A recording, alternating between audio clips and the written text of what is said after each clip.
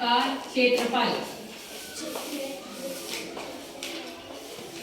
English में इसे कहते हैं एरिया।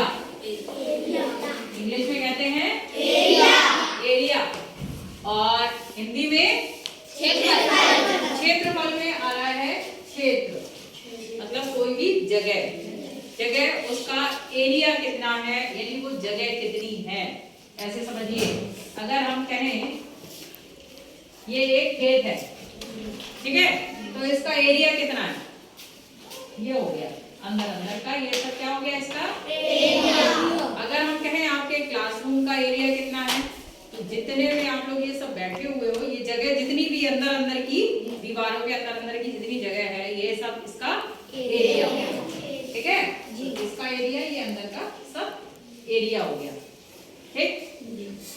अब देखिए, अगर दो तरह के आपको एरिया निकालने हैं, दो आकृतियों के, एक हो गया वर्ग है ना जी, चारों तरफ से इसकी सभी भुजाएं बराबर है जी, तो ये क्या हो गया वर्ग। और जब वर्ग का क्षेत्रफल निकालना होता है, तो वर्ग के क्षेत्रफल का फॉर्मूला होता है भुजा गुणा भुजा, भुजा गुणा भुजा। सभी भुजाएं बराबर होती है जी, तो भुजा गुणा भुजा।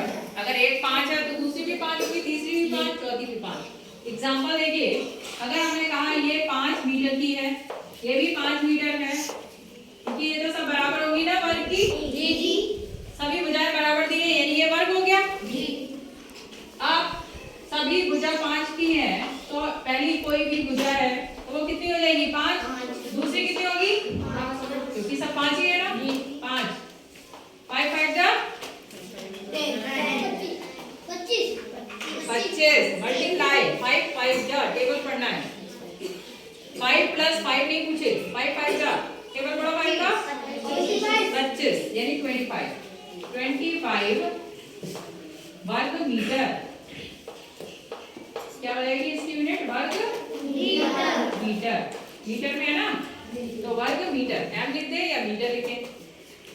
ये अब आप लोग थोड़ी बड़ी क्लास में आने लग गए हो, इसलिए अब फॉर्मूले आपके सामने आने लगेंगे। अभी तक चीजें क्या होती थी, आप ऐसे ही जोड़ लेते थे, अब फॉर्मूले से निकालेंगे, क्योंकि अब बड़ी संख्याएं भी आने लगेंगी। कोई भी अगर हम कहें एक चौकोर खेत है, जिसकी प्रत्येक भुजा जो है 10 मीटर की, तो अगर हम कहें एक खेत है जिसकी प्रत्येक भुजा 10 मीटर की है, तो हम कैसी आकृति की बात कर रहे हैं बताओ।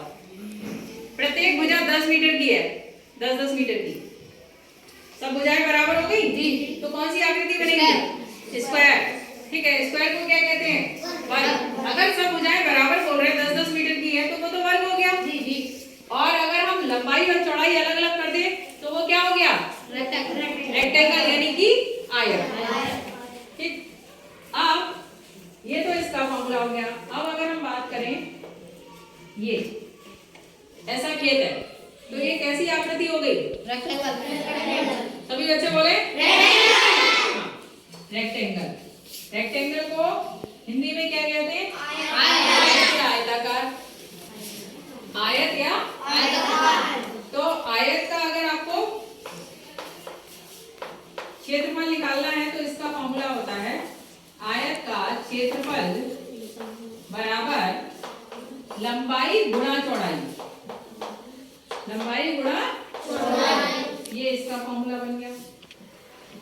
अब देखिए, ये जो हमने आयत लिया है या आयताकार जो आकृति है, या इसे कहें हम रेक्टेंगल है, इसमें हमने कह दिया कि इसकी जो लंबाई है वो है 10 मीटर, ठीक है, और चौड़ाई है 5 मीटर, ठीक, 10 और 5। तो आप फॉर्मूला लगा दो, आयत का क्षेत्रफल बराबर लंबाई कितनी है, लंबाई 10 गुणा चौड़ाई कितनी है 5,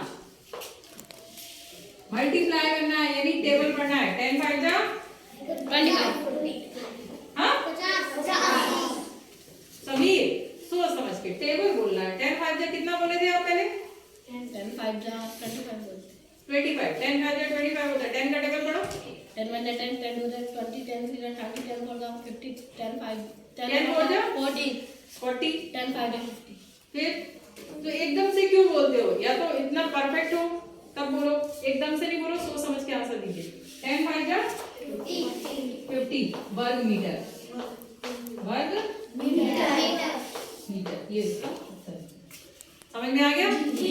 करिए इसे, फिर उसके बाद दूसरे क्वेश्चन।